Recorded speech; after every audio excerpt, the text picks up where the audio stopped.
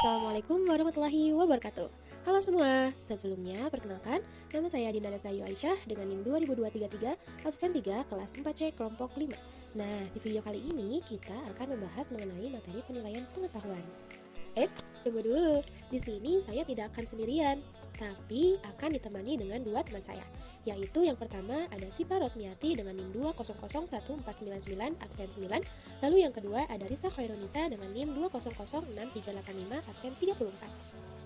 Tapi sebelum kita masuk ke materi yang lebih dalam, di sini ada beberapa poin yang akan kita bahas, yaitu yang pertama, pengertian dari penilaian pengetahuan, yang kedua, jenis-jenis dalam penilaian pengetahuan, yang ketiga, fungsi dari penilaian pengetahuan, yang keempat, prinsip-prinsip dalam penilaian pengetahuan, yang kelima, langkah-langkah dalam penilaian pengetahuan, yang keenam, instrumen penilaian pengetahuan, yang ketujuh, menjelaskan cara penilaian pengetahuan, dan yang terakhir, menjelaskan bagaimana pelaksanaan penilaian pengetahuan.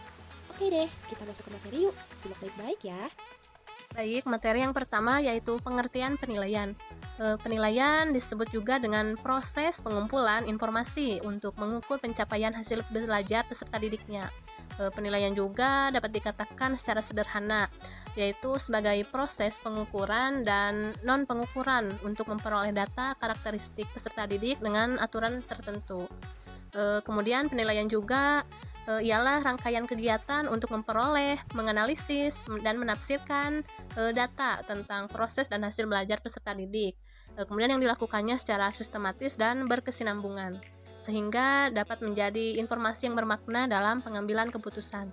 Adapun dalam kurikulum 2013, penilaian mengacu pada Permendikbud nomor 66 tahun 2013, yaitu mengenai standar pendidikan yang bertujuannya untuk menjamin berdasarkan prinsip-prinsip penilaian, lalu pelaksanaan penilaian peserta didik secara profesional, terbuka, edukatif, efektif, efisien, dan sesuai dengan konteks sosial budaya. Kemudian juga pelaporannya hasil penilaian juga peserta didik secara objektif, akuntabel, dan informatif. Baik, materi selanjutnya ada pula pengertian penilaian pengetahuan.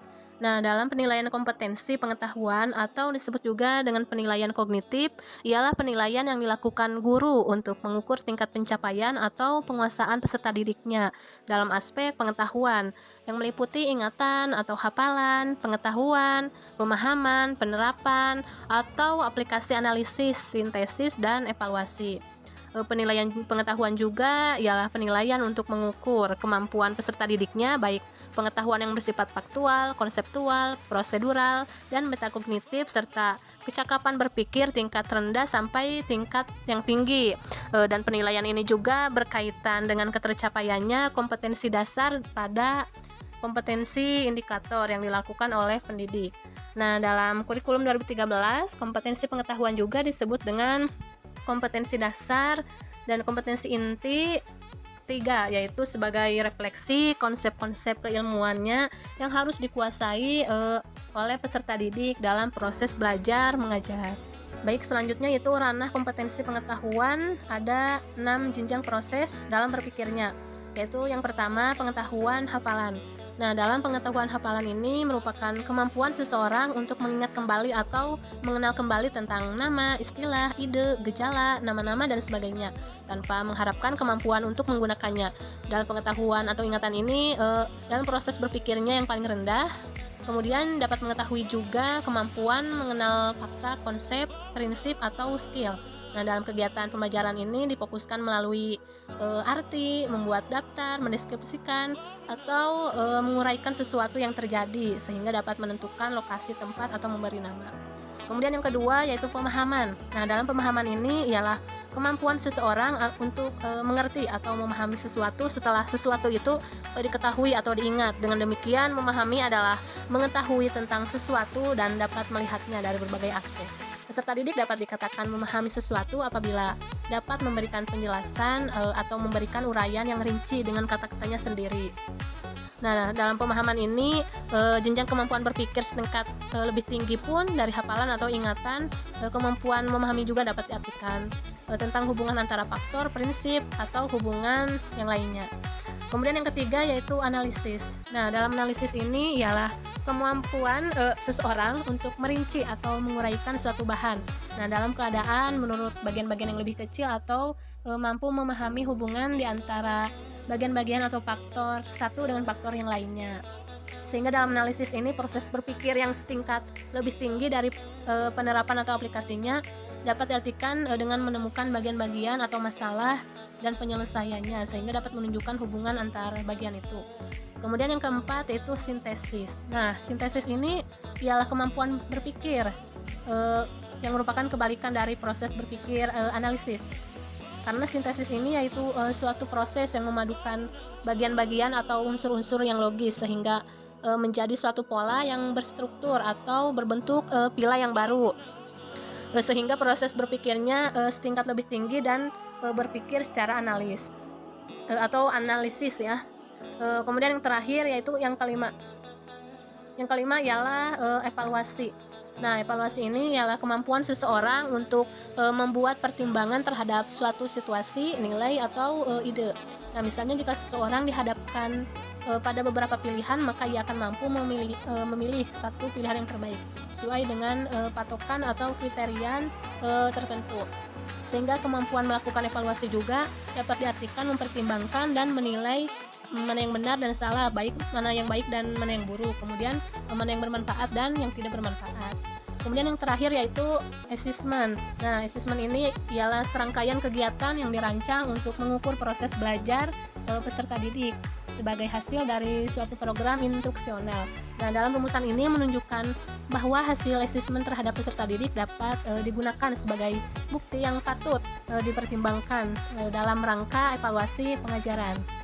Dalam penilaian pengetahuan ini juga memiliki beberapa jenis, yaitu yang pertama ada penilaian faktual.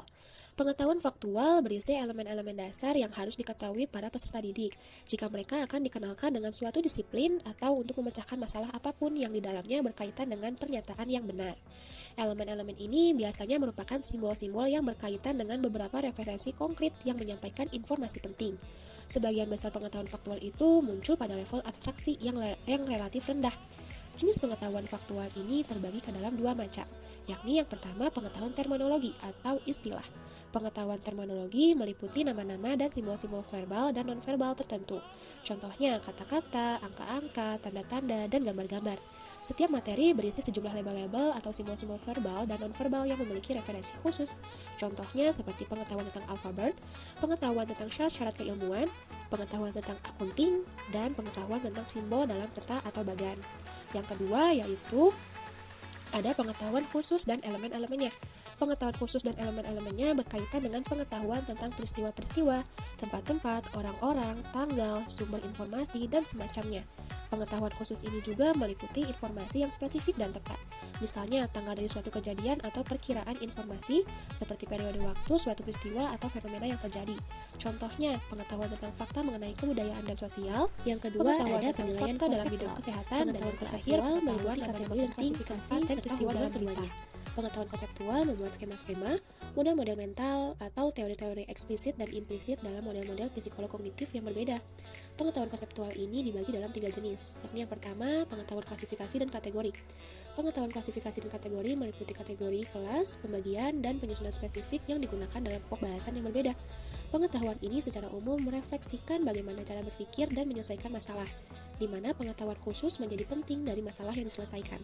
Contohnya seperti pengetahuan tipe-tipe literatur, pengetahuan bentuk kepemilikan usaha, pengetahuan bagian-bagian kalimat, kata benda, kata kerja, kata sifat, dan pengetahuan periode waktu yang berbeda. Yang kedua ada pengetahuan dasar dan umum. Pengetahuan dasar dan umum meliputi abstraksi nyata yang menyimpulkan fenomena dalam penelitian. Abstraksi ini berperan penting dalam menggambarkan, memprediksi, dan menentukan tindakan yang paling tepat yang harus diambil. Contohnya seperti pengetahuan tentang hukum-hukum fisika, pengetahuan tentang dasar-dasar kimia yang relevan dengan kesehatan, dan pengetahuan prinsip-prinsip utama pembelajaran. Lalu yang terakhir ada pengetahuan teori, model, dan struktur. Pengetahuan teori, model, dan struktur meliputi pengetahuan mengenai prinsip dan generalisasi dengan hubungan yang jelas dengan menyajikan pandangan sistematis, jelas, dan bulat mengenai suatu fenomena, masalah, atau pokok bahasan yang kompleks. Contohnya seperti pengetahuan tentang hubungan timbal balik prinsip kimia sebagai dasar unsur teori kimia, pengetahuan tentang evolusi, dan pengetahuan tentang model genetika. Yang kedua ada penilaian konseptual. Pengetahuan konseptual meliputi kategori dan klasifikasi serta hubungan keduanya. Pengetahuan konseptual membuat skema-skema, model-model mental, atau teori-teori eksplisit dan implisit dalam model-model psikolog kognitif yang berbeda. Pengetahuan konseptual ini dibagi dalam 3 jenis, yakni yang pertama, pengetahuan klasifikasi dan kategori. Pengetahuan klasifikasi dan kategori meliputi kategori, kelas, pembagian, dan penyusunan spesifik yang digunakan dalam pokok bahasan yang berbeda.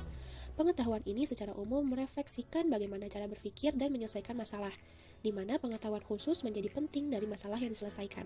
Contohnya seperti pengetahuan tipe-tipe literatur, pengetahuan bentuk kepemilikan usaha, pengetahuan bagian-bagian kalimat, kata benda, kata kerja, kata sifat, dan pengetahuan periode waktu yang berbeda.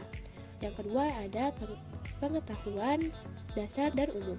Pengetahuan dasar dan umum meliputi abstraksi nyata yang menyimpulkan fenomena dalam penelitian. Abstraksi ini berperan penting dalam menggambarkan, memprediksi, dan menentukan tindakan yang paling tepat yang harus diambil.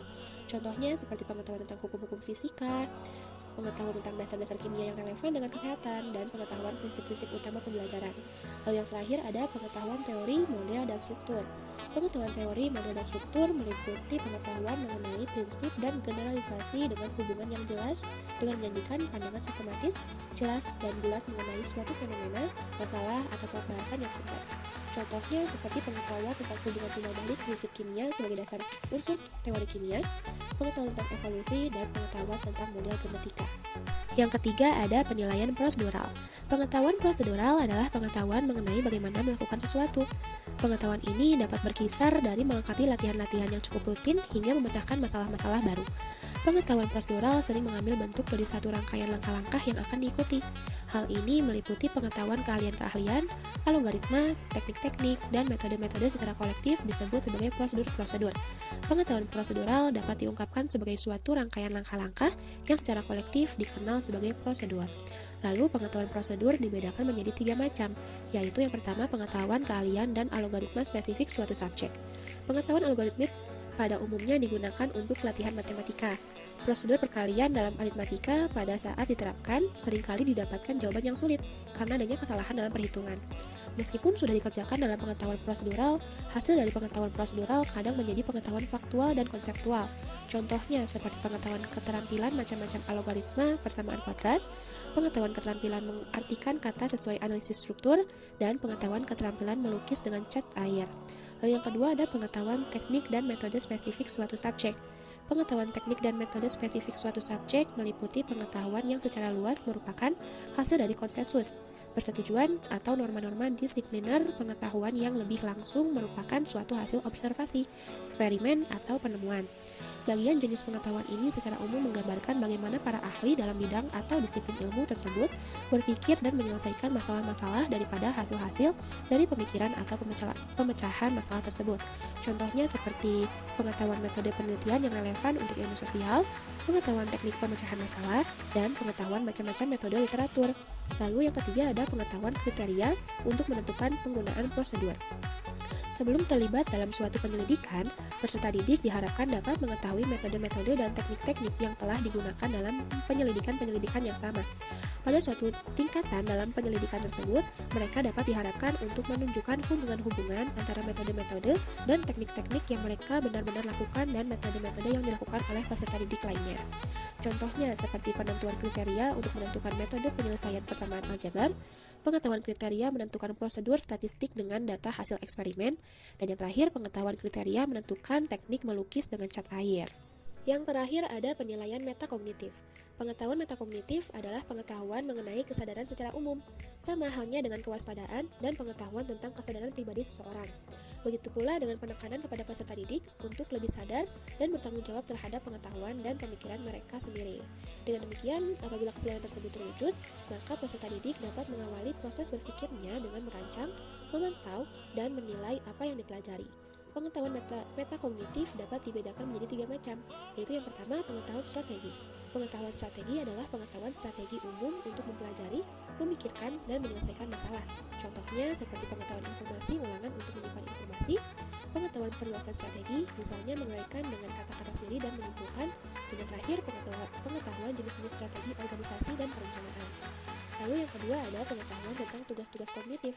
Pengetahuan ini meliputi pengetahuan yang membedakan tugas-tugas kognitif dengan tingkat kesulitan sedikit atau banyak, dapat berbentuk sistem kognitif atau strategi kognitif. Contohnya seperti pengetahuan mengingat kembali tugas-tugas umum dalam sistem memori individu, pengetahuan buku sumber yang sulit dipahami dibandingkan buku teks biasa, dan pengetahuan tugas memori sederhana, misal mengingat nomor telepon. Lalu yang terakhir adalah pengetahuan itu sendiri. Pengetahuan ini meliputi kekuatan atau kelemahan dalam hubungannya dengan pengertian dan pembelajaran. Misalnya, peserta didik yang mengetahui bahwa tes itu lebih mudah bentuknya pilihan ganda daripada uraian, karena mereka memiliki pengetahuan sendiri dalam memilih keterampilan penilaian.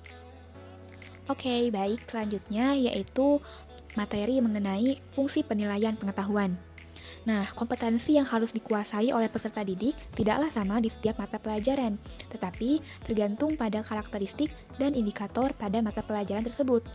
Terdapat berbagai macam tes yang biasa dilaksanakan di sekolah, seperti tes seleksi, tes penempatan, pretest, post-test, tes formatif, tes diagnostik, tes sumatif, dan tes unjuk kerja, yang mana pada beberapa tes tersebut menggunakan bentuk penilaian pengetahuan tes tertulis.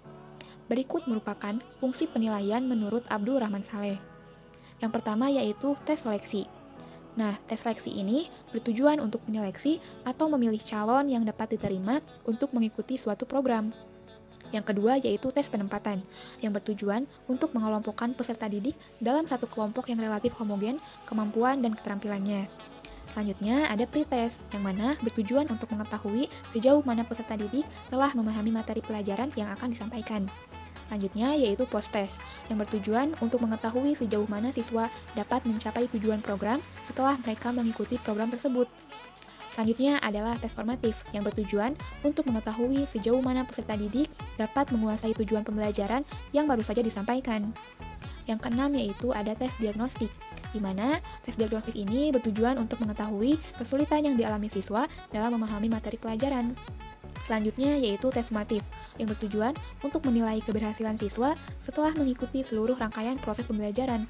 Tes sumatif ini digunakan untuk menilai hasil belajar siswa. Dan yang terakhir yaitu tes unjuk kerja, yang bertujuan untuk menilai penampilan siswa dalam menghayati atau menghasilkan suatu karya atau hasil belajar. Baik, materi selanjutnya yaitu prinsip-prinsip penilaian pengetahuan. Pada prinsip penilaian pengetahuan tertulis juga dapat dibuat dalam bentuk tes. Dengan kata lain, tes merupakan alat ukur yang berbentuk pertanyaan atau latihan yang digunakan untuk mengukur kemampuan yang ada pada seseorang atau dalam sekelompok orang. Nah, di sini ada pula contoh prinsip penyusunan tes tertulis. Yang pertama yaitu tes harus dapat mengukur apa-apa yang dipelajari dalam proses belajar mengajar sesuai dengan tujuan instruksional yang tercantum di dalam kurikulum yang berlaku. Kemudian yang kedua, tes yang tersusun benar-benar dapat mewakili bahan yang telah dipelajari. Lalu yang ketiga, tes hendaknya disesuaikan dengan aspek-aspek tingkat belajar yang diharapkan.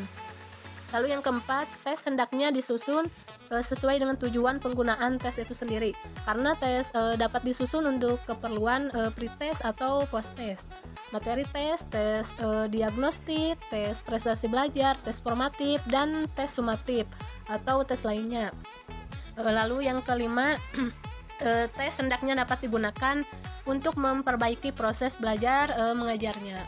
Lalu yang keenam, tes yang disusun mempertimbangkan proporsi tingkat kesulitan dan kesesuaiannya dengan taraf kemampuan siswa. Lalu yang ketujuh, petunjuk pengerjaan soal dengan jelas sehingga sesuai dengan persoalan yang disajikan. Lalu yang kedelapan, tes disusun dengan memperhatikan kaidah-kaidah penulisan soal pada masing-masing jenis soal. Lalu yang terakhir, dalam penulisan soal juga dapat menggunakan bahasa yang benar. Selanjutnya yaitu langkah-langkah penilaian pengetahuan. Nah, dalam melaksanakan penilaian pengetahuan, tentu terdapat beberapa langkah yang harus dilaksanakan oleh pendidik, yaitu yang pertama, menyusun perencanaan penilaian. Yang kedua, mengembangkan instrumen penilaian. Yang ketiga, melaksanakan penilaian melalui berbagai teknik, baik itu tes tertulis, tes lisan, dan penugasan. Yang keempat, yaitu mengolah hasil penilaian melalui kriteria atau predikat. Yang kelima, memanfaatkan hasil penilaian. Dan yang terakhir, yaitu melaporkan hasil penilaian. Sedangkan, dalam mengkonstruksi tes, agar dapat memperoleh tes tertulis yang berkualitas, terdapat beberapa langkah yang harus diperhatikan, yaitu yang pertama, menetapkan tujuan tes. Tes hasil belajar dapat disusun untuk berbagai tujuan seperti evaluasi belajar pada akhir program, baik itu harian, semesteran, kenaikan kelas, kelulusan, lalu untuk program seleksi, maupun untuk diagnosis kesulitan belajar. Yang kedua yaitu analisis kurikulum atau analisis kompetensi. Analisis kurikulum ini penting untuk menentukan bobot sebagai standar kompetensi dan kompetensi dasar sebagai acuan dalam menentukan jumlah item atau butir soal, baik soal objektif maupun soal bentuk uraian pada setiap materi pokok. Penentuan bobot untuk setiap kompetensi dilakukan berdasarkan jumlah jam pertemuan atau alokasi waktu yang tercantum dalam silabus pembelajaran. Yang ketiga yaitu membuat kisi-kisi soal. Nah, kisi-kisi adalah suatu format atau matriks yang memuat kriteria tentang soal-soal yang diperlukan oleh suatu tes atau ujian. Kisi-kisi atau blueprint atau table of specification bermanfaat untuk menjamin sampai soal yang baik, dalam arti mencakup semua kompetensi secara proporsional. Yang keempat yaitu penulisan indikator. Dalam penulisan indikator ini harus sesuai dengan ketentuan yang telah ditetapkan.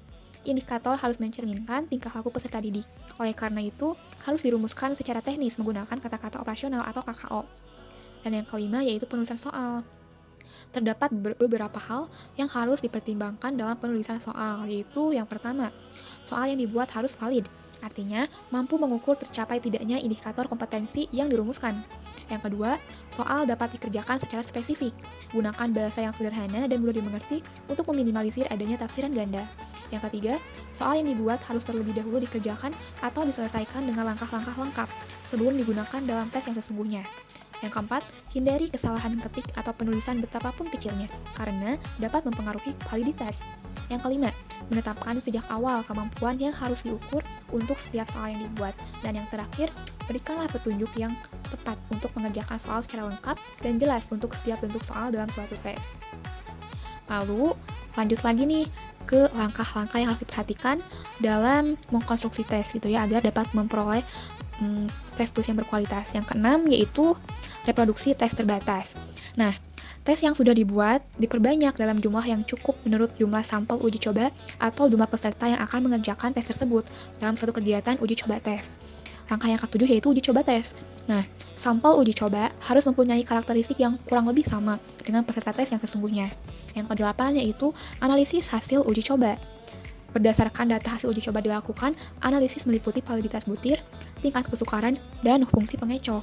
Soal yang valid akan ditetapkan atau dirakit menjadi suatu tes yang valid untuk memberikan gambaran kualitas tes tersebut secara empirik dihitung reliabilitasnya.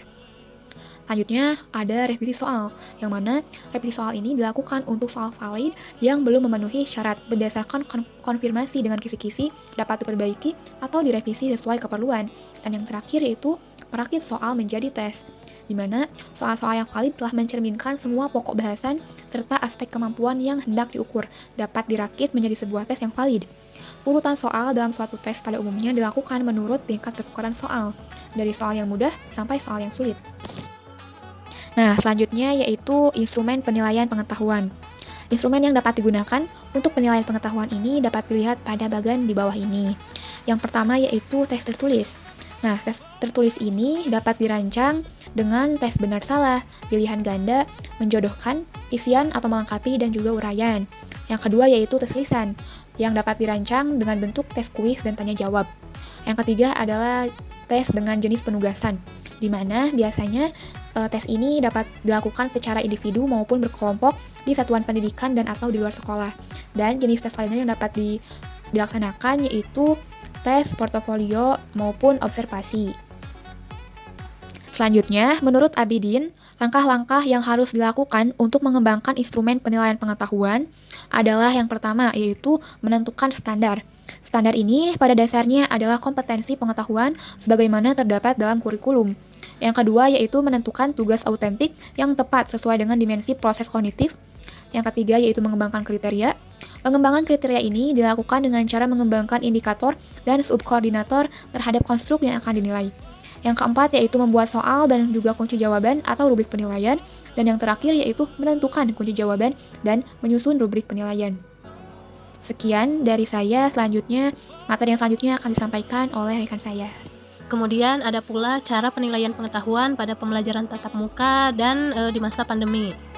Nah, yang pertama yaitu pada pembelajaran tatap muka. Cara penilaian juga disebut juga dengan teknik penilaian. Nah, yang pertama tes tertulis. Nah, dalam tes tertulis ini digunakan guru banyak variasinya, sehingga mana yang digunakan untuk mengukur pencapaian kompetensi pengetahuan peserta didik. Dalam tes tertulis ini terdiri dari soal pilihan ganda, isian, jawaban singkat, benar salah, atau soal penjodohan dan uraian. Sehingga dalam penilaian tertulis ini dilaksanakan untuk waktu yang terbatas dalam kondisi tertentu seperti pada tatap muka ini. Lalu yang kedua yaitu dalam tes lisan. Nah, dalam tes bentuk lisan ini tes dapat dipergunakan dalam mengukur tingkat pencapaian kompetensi terutama pengetahuan, yang dimana guru memberikan pertanyaan langsung kepada peserta didik secara verbal atau lisan, sehingga dapat ditanggapi secara langsung oleh peserta didiknya. Nah, sehingga cara penilaiannya itu dapat dilihat dari tes lisan ini. Kemudian yaitu yang ketiga, tes penugasan atau proyek. Nah, dalam penugasan ini dapat berbentuk pekerjaan rumah atau proyek yang dikerjakan secara individu atau kelompok sesuai dengan karakteristik tugasnya. Nah, guru juga dapat melihat cara menilainya dari cara melaksanakan penugasan atau proyek ini. Adapun penilaian pengetahuan dapat dilaporkan dalam bentuk angka, predikat, dan deskripsi. Karena angka juga menggunakan rentang nilai 0 sampai dengan 100. Karena predikat disajikan dalam huruf A, B, C, D dengan rentang predikatnya ditentukan oleh satuan pendidikan dengan mempertimbangkan KKM. Sehingga dilihat dari bentuk jawaban peserta didiknya. Maka tes juga dapat dibagi 3. Yaitu yang tadi, yaitu yang pertama tes tertulis, tes lisan, dan tes perbuatan atau proyek. Baik, selanjutnya yaitu yang kedua, cara penilaian pengetahuan pada pembelajaran di masa pandemi.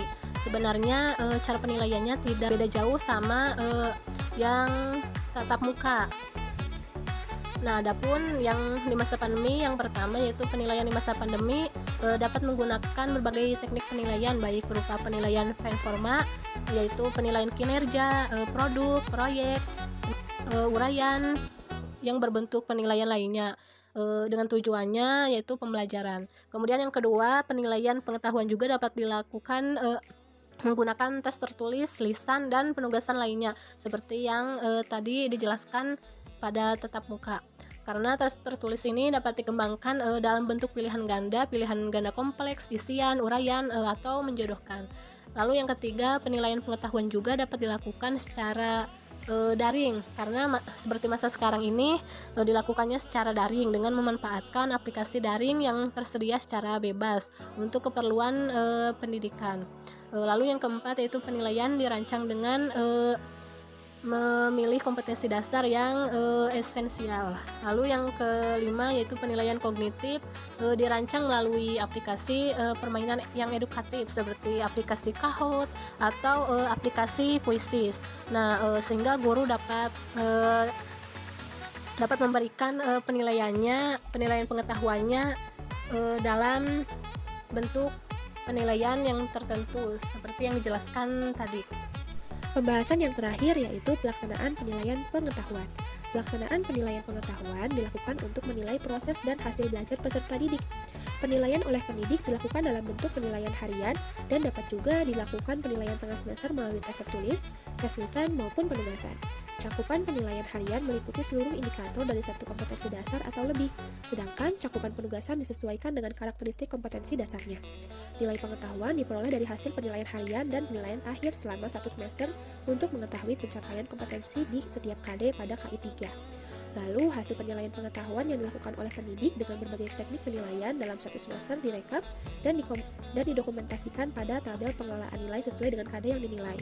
Jika dalam satu KD dilakukan penilaian lebih dari satu kali, maka nilai akhir KD tersebut merupakan nilai rata-rata nilai akhir pencapaian pengetahuan mata pelajaran tersebut, diperoleh dengan cara merata-ratakan hasil pencapaian kompetensi setiap KD selama satu semester. Baik, mungkin cukup sekian materi yang dapat kita sampaikan. Mohon maaf jika masih ada kesalahan kata ataupun pembahasan yang belum sesuai. Kami ucapkan terima kasih. Wassalamualaikum warahmatullahi wabarakatuh.